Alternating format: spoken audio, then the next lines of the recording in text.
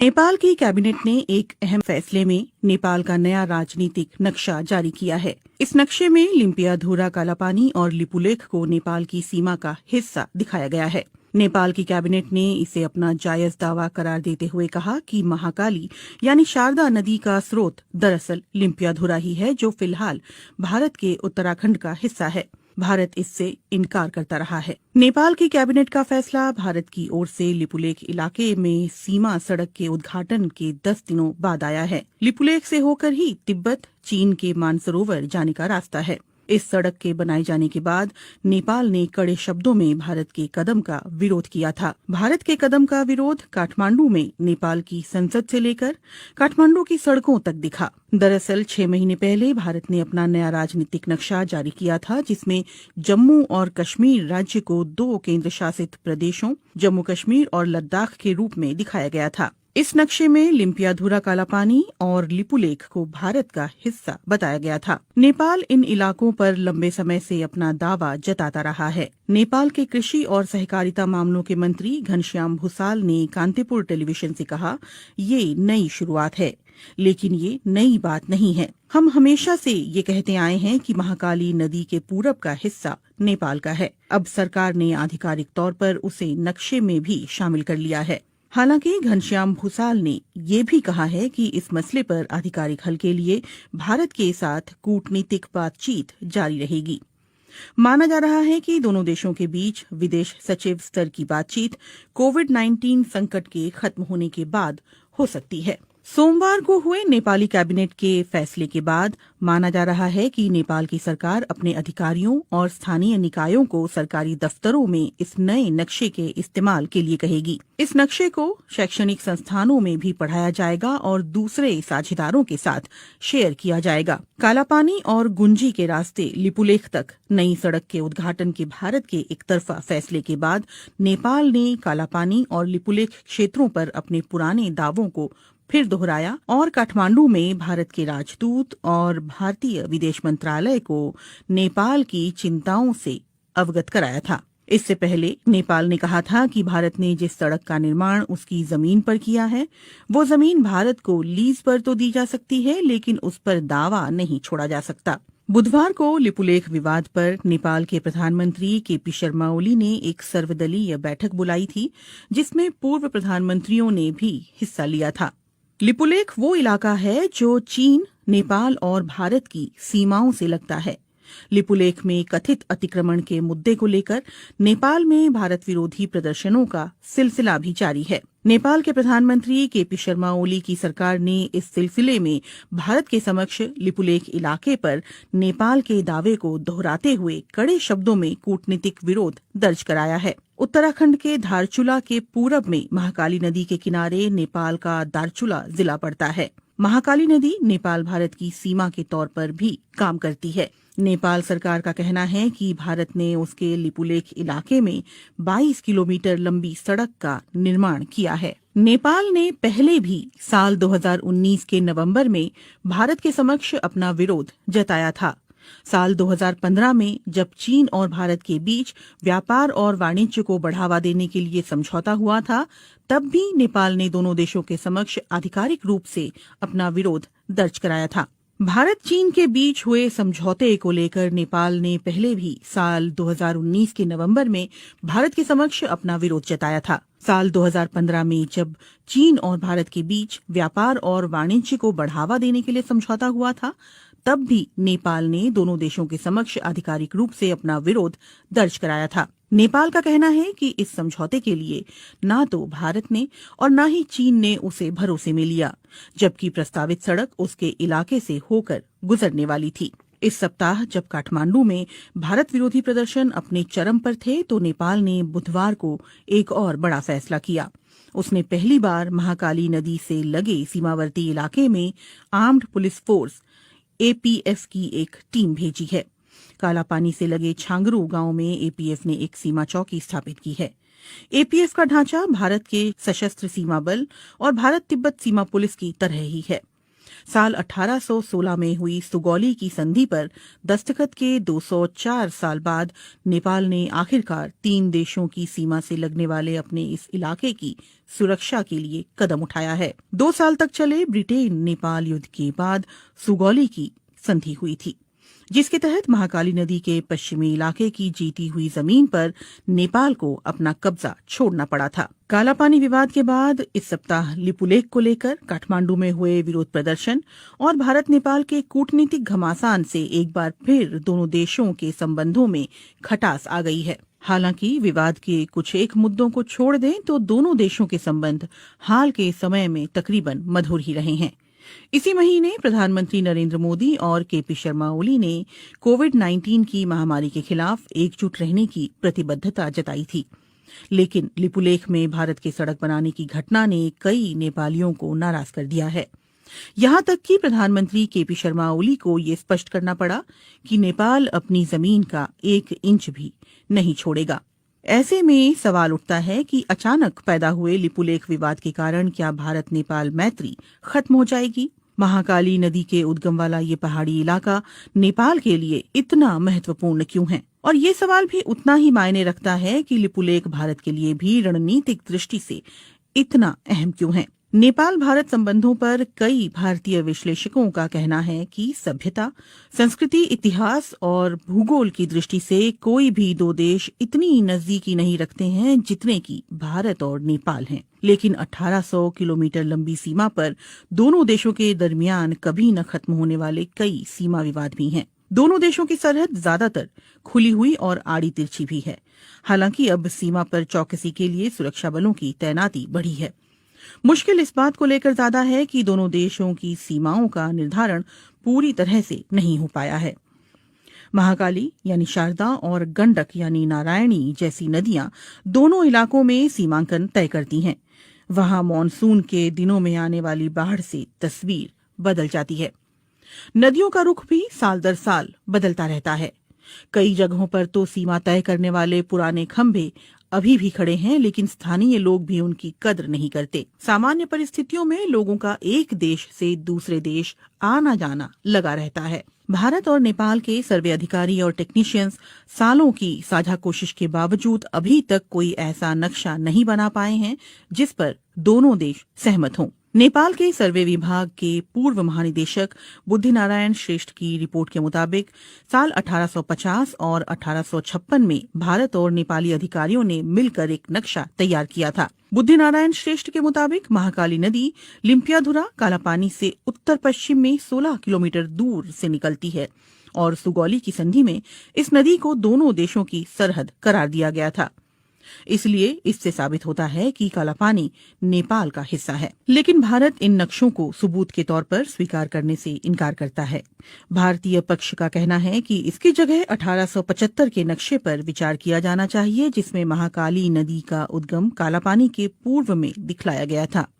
गौरतलब है कि 1875 के नक्शे पर नेपाल के दस्तखत नहीं हैं। काठमांडू में इस मामले पर जानकारी रखने वाले अधिकारियों का कहना है कि नेपाल और भारत की सीमा के निर्धारण का काम ज्यादातर पूरा कर लिया गया है। हालांकि नदी वाले इलाकों में ये काम पूरा नहीं हो पाया है। नेपाल की पश्चिमी सीमा पर महाकाली नदी और दक्षिणी सीमा पर गंडक नदी दोनों देशों की सीमा निर्धारण करती है, लेकिन यहाँ नक्शा तय करने का काम अभी भी अधूरा है।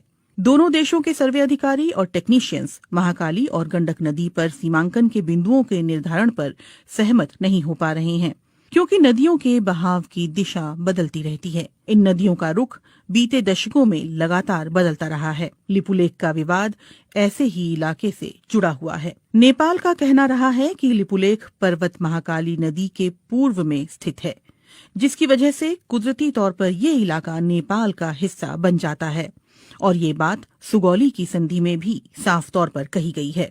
एनसाइक्लोपीडिया ब्रिटानिका के अनुसार सुगौली की संधि से ब्रिटेन नेपाल युद्ध की औपचारिक तौर पर समाप्ति हुई थी। संधि की शर्तों के तहत नेपाल ने तराई के विवादास्पद इलाके और महाकाली नदी के पश्चिम में सतलुज नदी के किनारे तक जीती हुई जमीन पर अपना दावा छोड़ दिया था। अगर सुगौली की संधि ये स्पष्ट रूप से कहती है कि महाकाली नदी का पूर्व का इलाका नेपाल का है, तो फिर समस्या कहाँ है? नेपाली इतिहासकारों और सर्वे अधिकारियों का कहना है कि दोनों देशों के बीच गलतफहमी इस बात को लेकर है कि महाकाली नदी का उद्गम स्थल कहाँ है और विवाद की जड़ यही है। इसीलिए सवाल उठता है कि महाकाली नदी कहाँ से निकलती है, लिम्पियाधुरा की पहाड़ियों से या फिर लिपुलेख से। गुंजी गांव के पास जहां लिपुलेख जाने वाली सीमा सड़क बीते शुक्रवार खोली गई थी, वहां दो छोटी नदियां आकर मिलती है। एक धारा दक्षिण पूर्व के लिम्पियाधुरा की पहाड़ियों से निकलकर आती है, तो दूसरी धारा दक्षिण में लिपुलेख से आती है। नेपाल के विशेषज्ञ और अधिकारियों का कहना है कि महाकाली नदी लिम्पियाधुरा से निकलकर उत्तर पश्चिम में भारत के उत्तराखंड की ओर बढ़ती है, लेकिन इसके ठीक उलट भारतीय पक्ष का कहना है कि महाकाली नदी का रुख नेपाल की ओर उत्तर पूर्व में है।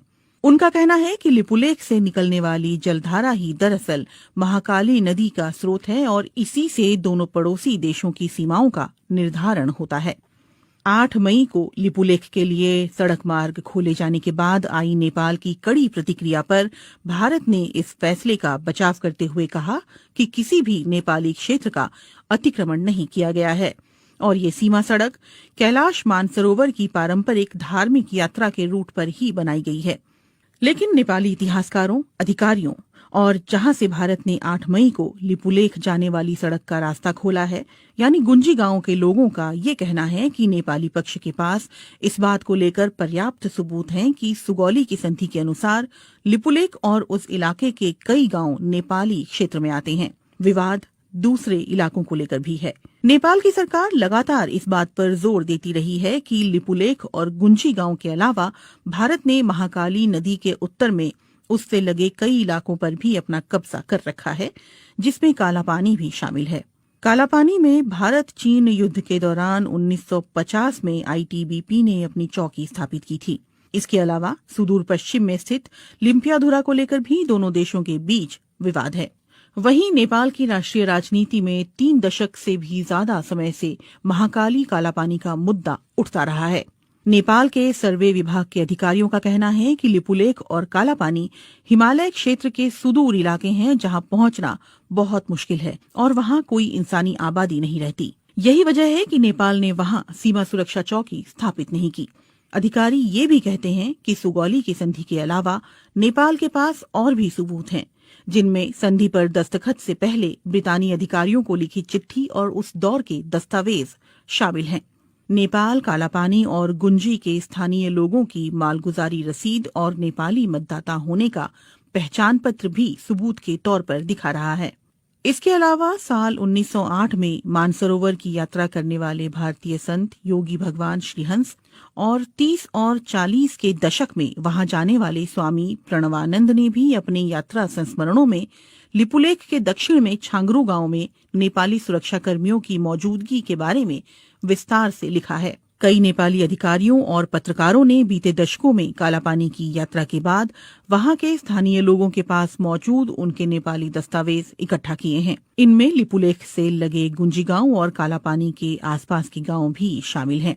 भारत नेपाल के दावे को खारिज करता रहा है। काठमांडू में भारतीय दूतावास और उसके विदेश मंत्रालय ने अपनी तरफ से माहौल शांत करने की कोशिश करते हुए कहा है कि दोनों देशों के विदेश सचिव स्तर की वार्ता में इन मुद्दों पर बात की जाएगी। नेपाल में संसद से सड़क तक भारत विरोधी नारे गूंज रहे हैं और इसके बावजूद कालापानी और लिपुलेख को लेकर दोनों देशों के बीच छिड़ा विवाद सुलझता हुआ नहीं दिख रहा। नेपाल की कैबिनेट ने एक अहम फैसले में नेपाल का नया राजनीतिक नक्शा जारी किया है। इस नक्शे में लिम्पियाधुरा, कालापानी और लिपुलेख को नेपाल की सीमा का हिस्सा दिखाया गया है। नेपाल की कैबिनेट ने इसे अपना जायज दावा करार देते हुए कहा कि महाकाली यानी शारदा नदी का स्रोत दरअसल लिम्पियाधुरा ही है, जो फिलहाल भारत के उत्तराखंड का हिस्सा है। भारत इससे इनकार करता रहा है। नेपाल की कैबिनेट का फैसला भारत की ओर से लिपुलेख इलाके में सीमा सड़क के उद्घाटन के 10 दिनों बाद आया है। लिपुलेख से होकर ही तिब्बत, चीन के मानसरोवर जाने का रास्ता है।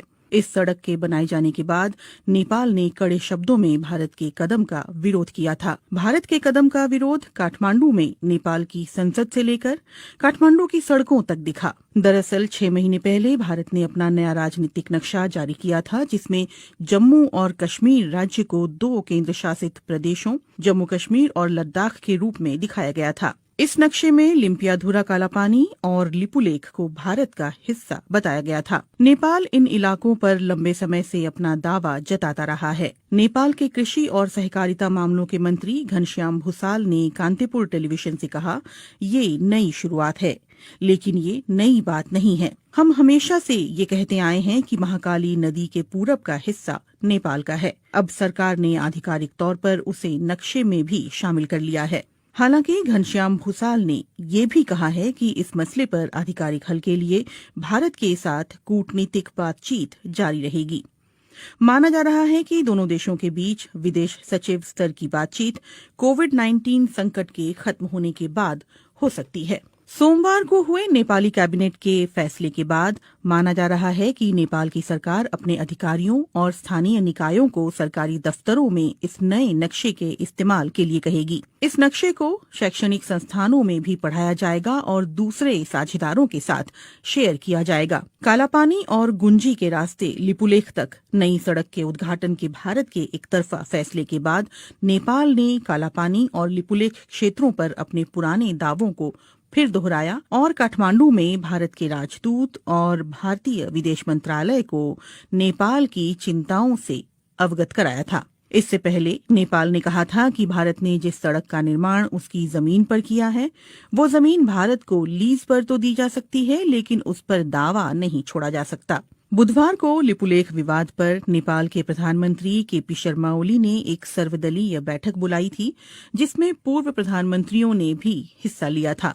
लिपुलेख वो इलाका है जो चीन, नेपाल और भारत की सीमाओं से लगता है। लिपुलेख में कथित अतिक्रमण के मुद्दे को लेकर नेपाल में भारत विरोधी प्रदर्शनों का सिलसिला भी जारी है। नेपाल के प्रधानमंत्री केपी शर्मा ओली की सरकार ने इस सिलसिले में भारत के समक्ष लिपुलेख इलाके पर नेपाल के दावे को दोहराते हुए कड़े शब्दों में कूटनीतिक विरोध दर्ज कराया है। उत्तराखंड के धारचूला के पूरब में महाकाली नदी के किनारे नेपाल का दारचूला जिला पड़ता है। महाकाली नदी नेपाल भारत की सीमा के तौर पर भी काम करती है। नेपाल सरकार का कहना है कि भारत ने उसके लिपुलेख इलाके में 22 किलोमीटर लंबी सड़क का निर्माण किया है। नेपाल ने पहले भी साल 2019 के नवंबर में भारत के समक्ष अपना विरोध जताया था। साल 2015 में जब चीन और भारत के बीच व्यापार और वाणिज्य को बढ़ावा देने के लिए समझौता हुआ था, तब भी नेपाल ने दोनों देशों के समक्ष आधिकारिक रूप से अपना विरोध दर्ज कराया था। भारत चीन के बीच हुए समझौते को लेकर नेपाल ने पहले भी साल 2019 के नवंबर में भारत के समक्ष अपना विरोध जताया था। साल 2015 में जब चीन और भारत के बीच व्यापार और वाणिज्य को बढ़ावा देने के लिए समझौता हुआ था, तब भी नेपाल ने दोनों देशों के समक्ष आधिकारिक रूप से अपना विरोध दर्ज कराया था। नेपाल का कहना है कि इस समझौते के लिए ना तो भारत ने और ना ही चीन ने उसे भरोसे में लिया, जबकि प्रस्तावित सड़क उसके इलाके से होकर गुजरने वाली थी। इस सप्ताह जब काठमांडू में भारत विरोधी प्रदर्शन अपने चरम पर थे, तो नेपाल ने बुधवार को एक और बड़ा फैसला किया।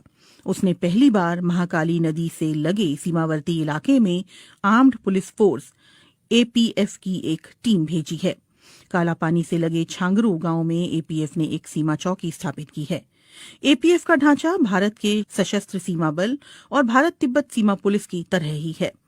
साल 1816 में हुई सुगौली की संधि पर दस्तखत के 204 साल बाद नेपाल ने आखिरकार 3 देशों की सीमा से लगने वाले अपने इस इलाके की सुरक्षा के लिए कदम उठाया है। 2 साल तक चले ब्रिटेन नेपाल युद्ध के बाद सुगौली की संधि हुई थी, जिसके तहत महाकाली नदी के पश्चिमी इलाके की जीती हुई जमीन पर नेपाल को अपना कब्जा छोड़ना पड़ा था। कालापानी विवाद के बाद इस सप्ताह लिपुलेख को लेकर काठमांडू में हुए विरोध प्रदर्शन और भारत नेपाल के कूटनीतिक घमासान से एक बार फिर दोनों देशों के संबंधों में खटास आ गई है। हालांकि विवाद के कुछ एक मुद्दों को छोड़ दें तो दोनों देशों के संबंध हाल के समय में तकरीबन मधुर ही रहे हैं। इसी महीने प्रधानमंत्री नरेंद्र मोदी और केपी शर्मा ओली ने कोविड-19 की महामारी के खिलाफ एकजुट रहने की प्रतिबद्धता जताई थी। लेकिन लिपुलेख में भारत के सड़क बनाने की घटना ने कई नेपालियों को नाराज कर दिया है। यहां तक कि प्रधानमंत्री केपी शर्मा ओली को ये स्पष्ट करना पड़ा कि नेपाल अपनी जमीन का 1 इंच भी नहीं छोड़ेगा। ऐसे में सवाल उठता है कि अचानक पैदा हुए लिपुलेख विवाद के कारण क्या भारत नेपाल मैत्री खत्म हो जाएगी? महाकाली नदी के उद्गम वाला ये पहाड़ी इलाका नेपाल के लिए इतना महत्वपूर्ण क्यों है? और ये सवाल भी उतना ही मायने रखता है कि लिपुलेख भारत के लिए भी रणनीतिक दृष्टि से इतना अहम क्यों है? नेपाल भारत संबंधों पर कई भारतीय विश्लेषकों का कहना है कि सभ्यता, संस्कृति, इतिहास और भूगोल की दृष्टि से कोई भी 2 देश इतनी नजदीकी नहीं रखते हैं जितने कि भारत और नेपाल हैं। लेकिन 1800 किलोमीटर लंबी सीमा पर दोनों देशों के दरमियान कभी न खत्म होने वाले कई सीमा विवाद भी हैं। दोनों देशों की सरहद ज्यादातर खुली हुई और आड़ी तिरछी भी है। हालांकि अब सीमा पर चौकसी के लिए सुरक्षा बलों की तैनाती बढ़ी है। मुश्किल इस बात को लेकर ज्यादा है कि दोनों देशों की सीमाओं का निर्धारण पूरी तरह से नहीं हो पाया है। महाकाली यानी शारदा और गंडक यानी नारायणी जैसी नदियां दोनों इलाकों में सीमांकन तय करती हैं। वहां मॉनसून के दिनों में आने वाली बाढ़ से तस्वीर बदल जाती है। नदियों का रुख भी साल दर साल बदलता रहता है। कई जगहों पर तो सीमा तय करने वाले पुराने खंभे अभी भी खड़े हैं, लेकिन स्थानीय लोग भी उनकी कद्र नहीं करते। सामान्य परिस्थितियों में लोगों का एक देश से दूसरे देश आना जाना लगा रहता है। भारत और नेपाल के सर्वे अधिकारी और टेक्नीशियंस सालों की साझा कोशिश के बावजूद अभी तक कोई ऐसा नक्शा नहीं बना पाए हैं जिस पर दोनों देश सहमत हों। नेपाल के सर्वे विभाग के पूर्व महानिदेशक बुद्धिनारायण श्रेष्ठ की रिपोर्ट के मुताबिक साल 1850 और 1856 में भारत और नेपाली अधिकारियों ने मिलकर एक नक्शा तैयार किया था। बुद्धिनारायण श्रेष्ठ के मुताबिक महाकाली नदी लिम्पियाधुरा कालापानी से उत्तर पश्चिम में 16 किलोमीटर दूर से निकलती है और सुगौली की संधि में इस नदी को दोनों देशों की सरहद करार दिया गया था। इसलिए इससे साबित होता है कि कालापानी नेपाल का हिस्सा है। लेकिन भारत इन नक्शों को सबूत के तौर पर स्वीकार करने से इनकार करता है। भारतीय पक्ष का कहना है कि इसकी जगह 1875 के नक्शे पर विचार किया जाना चाहिए, जिसमें महाकाली नदी का उद्गम कालापानी के पूर्व में दिखलाया गया था। गौरतलब है कि 1875 के नक्शे पर नेपाल के दस्तखत नहीं हैं। काठमांडू में इस मामले पर जानकारी रखने वाले अधिकारियों का कहना है कि नेपाल और भारत की सीमा के निर्धारण का काम ज्यादातर पूरा कर लिया गया है। हालांकि नदी वाले इलाकों में ये काम पूरा नहीं हो पाया है। नेपाल की पश्चिमी सीमा पर महाकाली नदी और दक्षिणी सीमा पर गंडक नदी दोनों देशों की सीमा निर्धारण करती है, लेकिन यहाँ नक्शा तय करने का काम अभी भी अधूरा है। दोनों देशों के सर्वे अधिकारी और टेक्नीशियंस महाकाली और गंडक नदी पर सीमांकन के बिंदुओं के निर्धारण पर सहमत नहीं हो पा रहे हैं, क्योंकि नदियों के बहाव की दिशा बदलती रहती है। इन नदियों का रुख बीते दशकों में लगातार बदलता रहा है। लिपुलेख का विवाद ऐसे ही इलाके से जुड़ा हुआ है। नेपाल का कहना रहा है कि लिपुलेख पर्वत महाकाली नदी के पूर्व में स्थित है, जिसकी वजह से कुदरती तौर पर ये इलाका नेपाल का हिस्सा बन जाता है। और ये बात सुगौली की संधि में भी साफ तौर पर कही गई है। एनसाइक्लोपीडिया ब्रिटानिका के अनुसार सुगौली की संधि से ब्रिटेन नेपाल युद्ध की औपचारिक तौर पर समाप्ति हुई थी। संधि की शर्तों के तहत नेपाल ने तराई के विवादास्पद इलाके और महाकाली नदी के पश्चिम में सतलुज नदी के किनारे तक जीती हुई जमीन पर अपना दावा छोड़ दिया था। अगर सुगौली की संधि ये स्पष्ट रूप से कहती है कि महाकाली नदी का पूर्व का इलाका नेपाल का है, तो फिर समस्या कहाँ है? नेपाली इतिहासकारों और सर्वे अधिकारियों का कहना है कि दोनों देशों के बीच गलतफहमी इस बात को लेकर है कि महाकाली नदी का उद्गम स्थल कहाँ है, और विवाद की जड़ यही है। इसीलिए सवाल उठता है कि महाकाली नदी कहाँ से निकलती है, लिम्पियाधुरा की पहाड़ियों से या फिर लिपुलेख से? गुंजी गांव के पास जहां लिपुलेख जाने वाली सीमा सड़क बीते शुक्रवार खोली गई थी, वहां 2 छोटी नदियां आकर मिलती है। एक धारा दक्षिण पूर्व के लिम्पियाधुरा की पहाड़ियों से निकलकर आती है, तो दूसरी धारा दक्षिण में लिपुलेख से आती है। नेपाल के विशेषज्ञ और अधिकारियों का कहना है कि महाकाली नदी लिम्पियाधुरा से निकलकर उत्तर पश्चिम में भारत के उत्तराखंड की ओर बढ़ती है, लेकिन इसके ठीक उलट भारतीय पक्ष का कहना है कि महाकाली नदी का रुख नेपाल की ओर उत्तर पूर्व में है। उनका कहना है कि लिपुलेख से निकलने वाली जलधारा ही दरअसल महाकाली नदी का स्रोत है और इसी से दोनों पड़ोसी देशों की सीमाओं का निर्धारण होता है। 8 मई को लिपुलेख के लिए सड़क मार्ग खोले जाने के बाद आई नेपाल की कड़ी प्रतिक्रिया पर भारत ने इस फैसले का बचाव करते हुए कहा कि किसी भी नेपाली क्षेत्र का अतिक्रमण नहीं किया गया है और ये सीमा सड़क कैलाश मानसरोवर की पारंपरिक धार्मिक यात्रा के रूट पर ही बनाई गई है। लेकिन नेपाली इतिहासकारों, अधिकारियों और जहां से भारत ने 8 मई को लिपुलेख जाने वाली सड़क का रास्ता खोला है, यानी गुंजी गांव के लोगों का ये कहना है कि नेपाली पक्ष के पास इस बात को लेकर पर्याप्त सबूत हैं कि सुगौली की संधि के अनुसार लिपुलेख और उस इलाके के कई गांव नेपाली क्षेत्र में आते हैं। विवाद दूसरे इलाकों को लेकर भी है। नेपाल की सरकार लगातार इस बात पर जोर देती रही है कि लिपुलेख और गुंजी गांव के अलावा भारत ने महाकाली नदी के उत्तर में उससे लगे कई इलाकों पर भी अपना कब्जा कर रखा है, जिसमें कालापानी भी शामिल है। कालापानी में भारत चीन युद्ध के दौरान 1950 में आईटीबीपी ने अपनी चौकी स्थापित की थी। इसके अलावा सुदूर पश्चिम में स्थित लिम्पियाधुरा को लेकर भी दोनों देशों के बीच विवाद है। वहीं नेपाल की राष्ट्रीय राजनीति में 3 दशक से भी ज्यादा समय से महाकाली कालापानी का मुद्दा उठता रहा है। नेपाल के सर्वे विभाग के अधिकारियों का कहना है कि लिपुलेख और कालापानी हिमालय क्षेत्र के सुदूर इलाके हैं जहां पहुंचना बहुत मुश्किल है और वहां कोई इंसानी आबादी नहीं रहती। यही वजह है कि नेपाल ने वहां सीमा सुरक्षा चौकी स्थापित नहीं की। अधिकारी ये भी कहते हैं कि सुगौली की संधि के अलावा नेपाल के पास और भी सबूत हैं, जिनमें संधि पर दस्तखत से पहले ब्रितानी अधिकारियों को लिखी चिट्ठी और उस दौर के दस्तावेज शामिल हैं। नेपाल कालापानी और गुंजी के स्थानीय लोगों की मालगुजारी रसीद और नेपाली मतदाता होने का पहचान पत्र भी सबूत के तौर पर दिखा रहा है। इसके अलावा साल 1908 में मानसरोवर की यात्रा करने वाले भारतीय संत योगी भगवान श्रीहंस और 30 और 40 के दशक में वहां जाने वाले स्वामी प्रणवानंद ने भी अपने यात्रा संस्मरणों में लिपुलेख के दक्षिण में छांगरू गांव में नेपाली सुरक्षा कर्मियों की मौजूदगी के बारे में विस्तार से लिखा है। कई नेपाली अधिकारियों और पत्रकारों ने बीते दशकों में कालापानी की यात्रा के बाद वहां के स्थानीय लोगों के पास मौजूद उनके नेपाली दस्तावेज इकट्ठा किए हैं। इनमें लिपुलेख से लगे गुंजी गांव और कालापानी के आसपास के गांव भी शामिल हैं। भारत नेपाल के दावे को खारिज करता रहा है। काठमांडू में भारतीय दूतावास और उसके विदेश मंत्रालय ने अपनी तरफ से माहौल शांत करने की कोशिश करते हुए कहा है कि दोनों देशों के विदेश सचिव स्तर की वार्ता में इन मुद्दों पर बात की जाएगी। नेपाल में संसद से सड़क तक भारत विरोधी नारे गूंज रहे हैं और इसके बावजूद कालापानी और लिपुलेख को लेकर दोनों देशों के बीच छिड़ा विवाद सुलझता हुआ नहीं दिख रहा।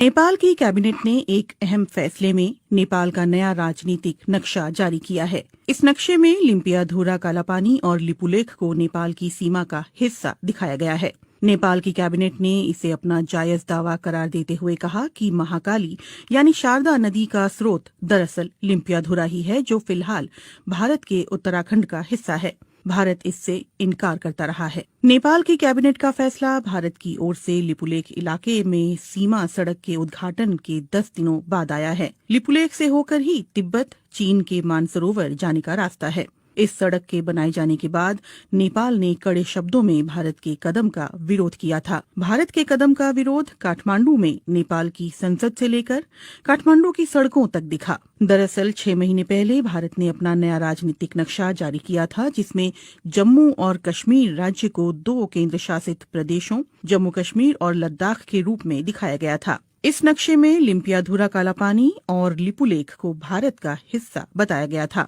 नेपाल इन इलाकों पर लंबे समय से अपना दावा जताता रहा है। नेपाल के कृषि और सहकारिता मामलों के मंत्री घनश्याम भूसाल ने कांतिपुर टेलीविजन से कहा, ये नई शुरुआत है, लेकिन ये नई बात नहीं है। हम हमेशा से ये कहते आए हैं कि महाकाली नदी के पूरब का हिस्सा नेपाल का है। अब सरकार ने आधिकारिक तौर पर उसे नक्शे में भी शामिल कर लिया है। हालांकि घनश्याम भूसाल ने ये भी कहा है कि इस मसले पर आधिकारिक हल के लिए भारत के साथ कूटनीतिक बातचीत जारी रहेगी। माना जा रहा है कि दोनों देशों के बीच विदेश सचिव स्तर की बातचीत कोविड-19 संकट के खत्म होने के बाद हो सकती है। सोमवार को हुए नेपाली कैबिनेट के फैसले के बाद माना जा रहा है कि नेपाल की सरकार अपने अधिकारियों और स्थानीय निकायों को सरकारी दफ्तरों में इस नए नक्शे के इस्तेमाल के लिए कहेगी। इस नक्शे को शैक्षणिक संस्थानों में भी पढ़ाया जाएगा और दूसरे साझेदारों के साथ शेयर किया जाएगा। कालापानी और गुंजी के रास्ते लिपुलेख तक नई सड़क के उद्घाटन के भारत के एक तरफा फैसले के बाद नेपाल ने कालापानी और लिपुलेख क्षेत्रों पर अपने पुराने दावों को फिर दोहराया और काठमांडू में भारत के राजदूत और भारतीय विदेश मंत्रालय को नेपाल की चिंताओं से अवगत कराया था। इससे पहले नेपाल ने कहा था कि भारत ने जिस सड़क का निर्माण उसकी जमीन पर किया है, वो जमीन भारत को लीज पर तो दी जा सकती है, लेकिन उस पर दावा नहीं छोड़ा जा सकता। बुधवार को लिपुलेख विवाद पर नेपाल के प्रधानमंत्री केपी शर्मा ओली ने एक सर्वदलीय बैठक बुलाई थी, जिसमें पूर्व प्रधानमंत्रियों ने भी हिस्सा लिया था। लिपुलेख वो इलाका है जो चीन, नेपाल और भारत की सीमाओं से लगता है।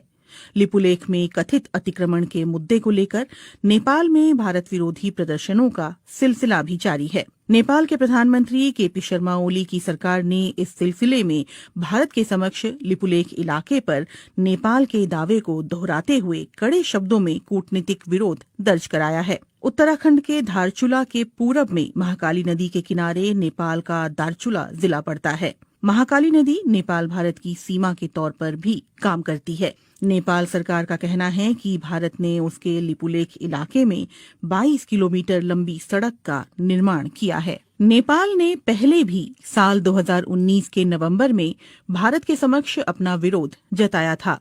साल 2015 में जब चीन और भारत के बीच व्यापार और वाणिज्य को बढ़ावा देने के लिए समझौता हुआ था, तब भी नेपाल ने दोनों देशों के समक्ष आधिकारिक रूप से अपना विरोध दर्ज कराया था।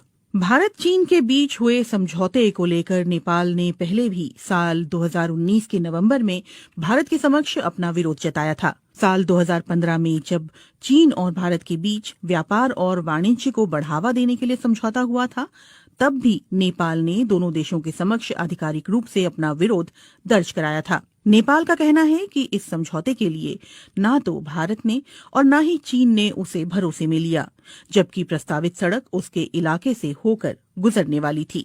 इस सप्ताह जब काठमांडू में भारत विरोधी प्रदर्शन अपने चरम पर थे, तो नेपाल ने बुधवार को एक और बड़ा फैसला किया।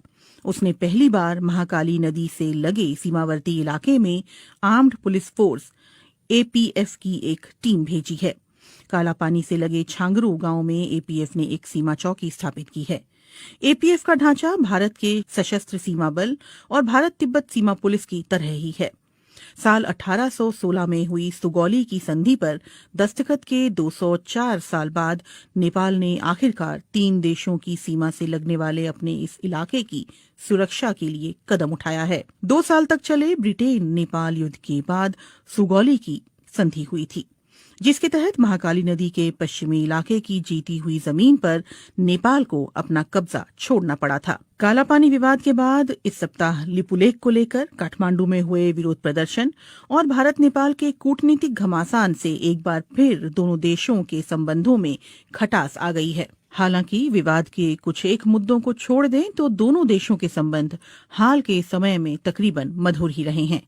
इसी महीने प्रधानमंत्री नरेंद्र मोदी और केपी शर्मा ओली ने कोविड-19 की महामारी के खिलाफ एकजुट रहने की प्रतिबद्धता जताई थी, लेकिन लिपुलेख में भारत के सड़क बनाने की घटना ने कई नेपालियों को नाराज कर दिया है।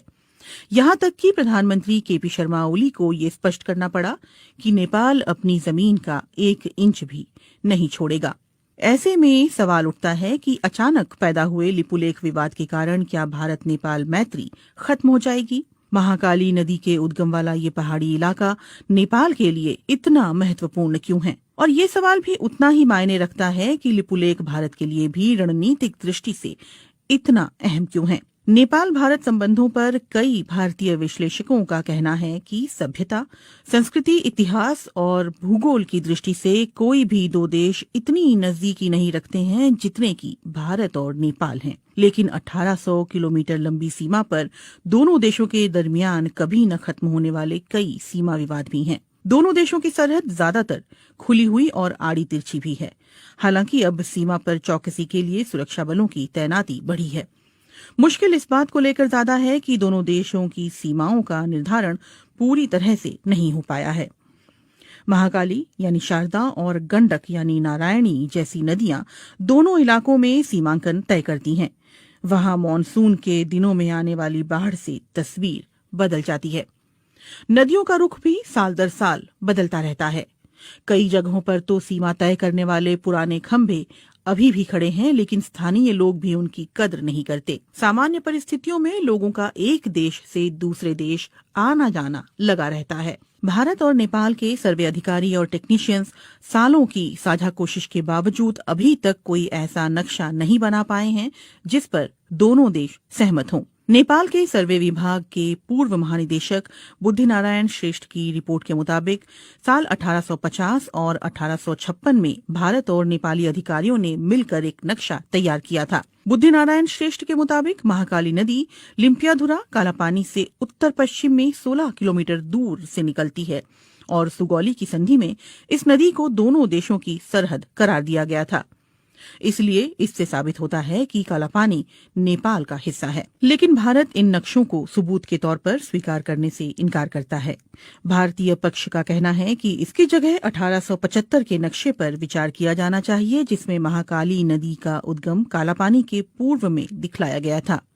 गौरतलब है कि 1875 के नक्शे पर नेपाल के दस्तखत नहीं हैं। काठमांडू में इस मामले पर जानकारी रखने वाले अधिकारियों का कहना है कि नेपाल और भारत की सीमा के निर्धारण का काम ज्यादातर पूरा कर लिया गया है। हालांकि नदी वाले इलाकों में ये काम पूरा नहीं हो पाया है। नेपाल की पश्चिमी सीमा पर महाकाली नदी और दक्षिणी सीमा पर गंडक नदी दोनों देशों की सीमा निर्धारण करती है, लेकिन यहाँ नक्शा तय करने का काम अभी भी अधूरा है।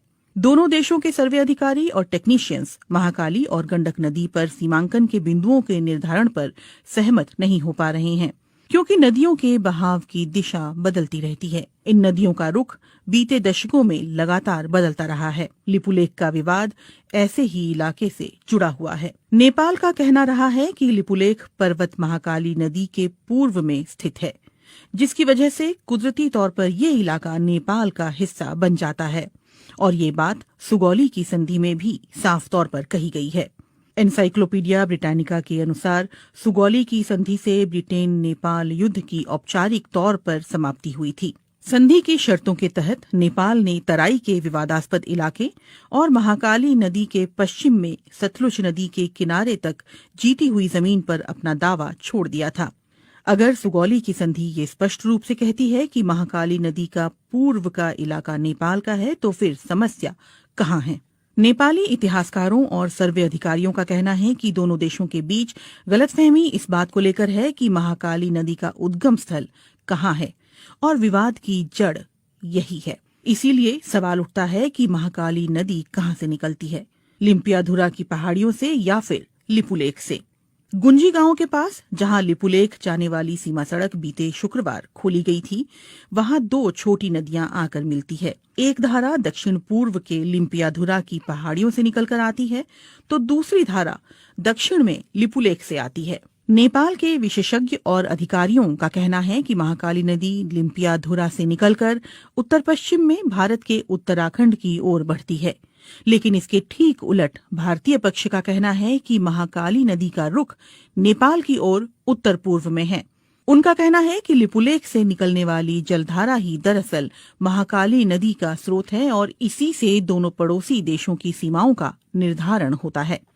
8 मई को लिपुलेख के लिए सड़क मार्ग खोले जाने के बाद आई नेपाल की कड़ी प्रतिक्रिया पर भारत ने इस फैसले का बचाव करते हुए कहा कि किसी भी नेपाली क्षेत्र का अतिक्रमण नहीं किया गया है और ये सीमा सड़क कैलाश मानसरोवर की पारंपरिक धार्मिक यात्रा के रूट पर ही बनाई गई है। लेकिन नेपाली इतिहासकारों, अधिकारियों और जहां से भारत ने 8 मई को लिपुलेख जाने वाली सड़क का रास्ता खोला है, यानी गुंजी गांव के लोगों का ये कहना है कि नेपाली पक्ष के पास इस बात को लेकर पर्याप्त सबूत हैं कि सुगौली की संधि के अनुसार लिपुलेख और उस इलाके के कई गांव नेपाली क्षेत्र में आते हैं। विवाद दूसरे इलाकों को लेकर भी है। नेपाल की सरकार लगातार इस बात पर जोर देती रही है कि लिपुलेख और गुंजी गांव के अलावा भारत ने महाकाली नदी के उत्तर में उससे लगे कई इलाकों पर भी अपना कब्जा कर रखा है, जिसमें काला पानी भी शामिल है। काला पानी में भारत चीन युद्ध के दौरान 1950 में आईटीबीपी ने अपनी चौकी स्थापित की थी। इसके अलावा सुदूर पश्चिम में स्थित लिम्पियाधुरा को लेकर भी दोनों देशों के बीच विवाद है। वहीं नेपाल की राष्ट्रीय राजनीति में 3 दशक से भी ज्यादा समय से महाकाली कालापानी का मुद्दा उठता रहा है।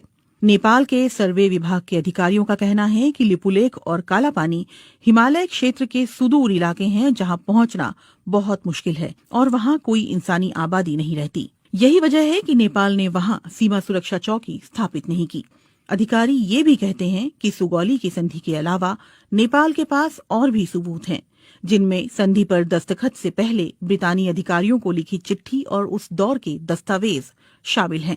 नेपाल कालापानी और गुंजी के स्थानीय लोगों की मालगुजारी रसीद और नेपाली मतदाता होने का पहचान पत्र भी सबूत के तौर पर दिखा रहा है। इसके अलावा साल 1908 में मानसरोवर की यात्रा करने वाले भारतीय संत योगी भगवान श्रीहंस और 30 और 40 के दशक में वहां जाने वाले स्वामी प्रणवानंद ने भी अपने यात्रा संस्मरणों में लिपुलेख के दक्षिण में छांगरू गांव में नेपाली सुरक्षा कर्मियों की मौजूदगी के बारे में विस्तार से लिखा है। कई नेपाली अधिकारियों और पत्रकारों ने बीते दशकों में कालापानी की यात्रा के बाद वहां के स्थानीय लोगों के पास मौजूद उनके नेपाली दस्तावेज इकट्ठा किए हैं। इनमें लिपुलेख से लगे गुंजी गांव और कालापानी के आसपास के गांव भी शामिल हैं। भारत नेपाल के दावे को खारिज करता रहा है। काठमांडू में भारतीय दूतावास और उसके विदेश मंत्रालय ने अपनी तरफ से माहौल शांत करने की कोशिश करते हुए कहा है कि दोनों देशों के विदेश सचिव स्तर की वार्ता में इन मुद्दों पर बात की जाएगी। नेपाल में संसद से सड़क तक भारत विरोधी नारे गूंज रहे हैं और इसके बावजूद कालापानी और लिपुलेख को लेकर दोनों देशों के बीच छिड़ा विवाद सुलझता हुआ नहीं दिख रहा।